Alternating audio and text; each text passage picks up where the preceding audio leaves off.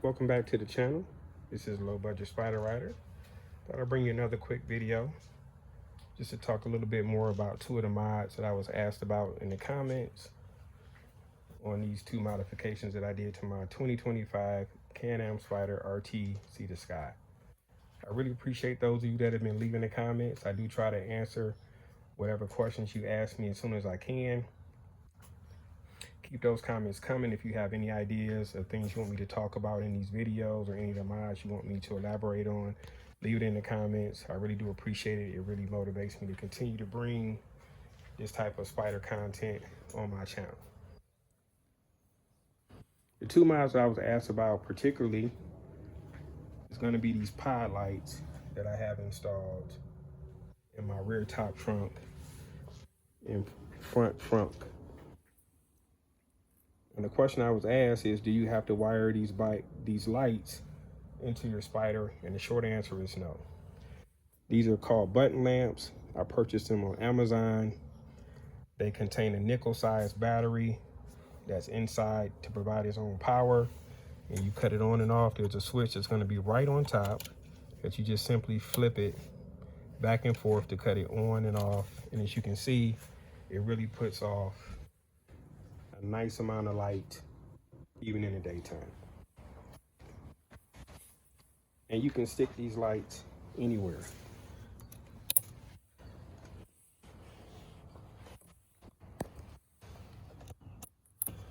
They have an adhesive backing. You just peel the tape off the back and you just simply mount them. If you don't want to use the adhesive tape on your bike, you can also use Velcro or hook and loop tape to mount it.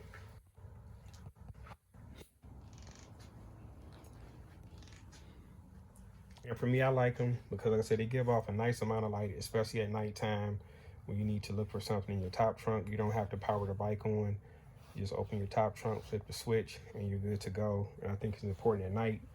You want to be able to pay attention to what's around you. You don't want to have to rummage around in the dark trunk to find something. So to have lighting where you don't have to cut the bike on to get it is very important.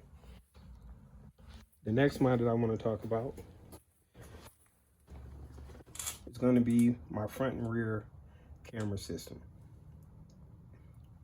Now with this system, this is a Bluetooth enabled system, and what that simply means is you do have to hardwire these cameras into a small control module that I mounted up front near the front area, and then you plug the cameras into the module. The module does have a micro SD slot, so you can record video directly to that module, or you can stream it right to your phone, and I'll show you how that works shortly. You can mount this camera anywhere on the back of this bike. I chose under the license plate holder, just for a little bit more concealability. Most people will mount their cameras up here, right up under the top trunk, because you have easier access to run the wiring right up along here, especially if you're already going to have this open. If you're going to add the hyper flash module to your rear tail lights, it gives you easy access to run that wiring right up along the side of there. In my case, I just tapped a small hole behind the camera using a step down drill bit and ran the wiring through a rubber grommet just to seal that hole to keep it insulated properly so you don't get a lot of water and debris up in there. I ran it up through the side of the bike. You're gonna have a frame rail that runs adjacent to this panel.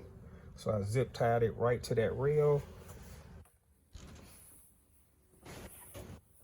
Coming right up front. When you remove this fairing piece right here, this is a whole piece, it just snaps right in and out. You're gonna have a small pocket that's right up under there. And I just slid it right down in that pocket. It keeps it nice, snug, and secure. I added some hook and loop tape to the back of it so it doesn't bounce around when the bike is in motion.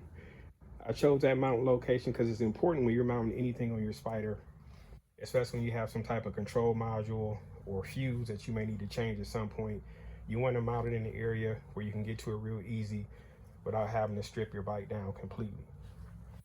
And again, it's just a few panels that you'll pop off. Mainly it's going to be this side panel right here. as well as this one up front and this one right here. And there's plenty of videos on YouTube that show you how to break the paneling down on your bike. You are going to need to wire it to your battery. You do get a fuse with it. You'll wire it to your battery. Then you're going to add a second wire, which is basically a remote wire to a switch power source that only has power when the bike is on. You do get that type of source on an RT, and it's going to be located right behind this panel. It is an auxiliary wiring port that you can wire your accessories into. You will need to be careful how many accessories you put on that line because you don't want to overload the circuit. Now, since I have quite a few accessories on my bike, I added an additional auxiliary port to the bike that I could wire into. And that's going to be right here. This gives me 4 additional accessory ports, and I just ran the camera up through this grommet. This pops right out. I put a rubber grommet that I could run the wiring through here and just straight up to one of these 4 ports. This is a relay-based fuse box. On top of it being a relay-based, it simply means it only has power when the bike is on and off and it cuts off. You'll wire that relay to the battery, fused again, and then you'll run the remote wire, again, that only has power when this bike is powered on to that auxiliary port. And then you can run your additional accessories to that. Inside that relay, you're gonna have 4 additional fuses. So there's a lot of redundancy here. So if one of your mods has an issue and it blows the fuse, you're gonna limit the chance of it causing damage to your bike. And that's very important, especially when your bike is brand new and it's under warranty. You don't want to do things that are going to potentially void the warranty when you take it in for service. I'm going to power the bike on real quick. I'll show you how this camera system works through the app. This camera system is by Vsysto. I already have the app powered up on my phone. And you can use anything to stream your video through. This is an old Android phone. You can use an iPhone. You can use a tablet. It's whatever your preference is. And you can download this app from the Google Play Store or the App Store on your iPhone.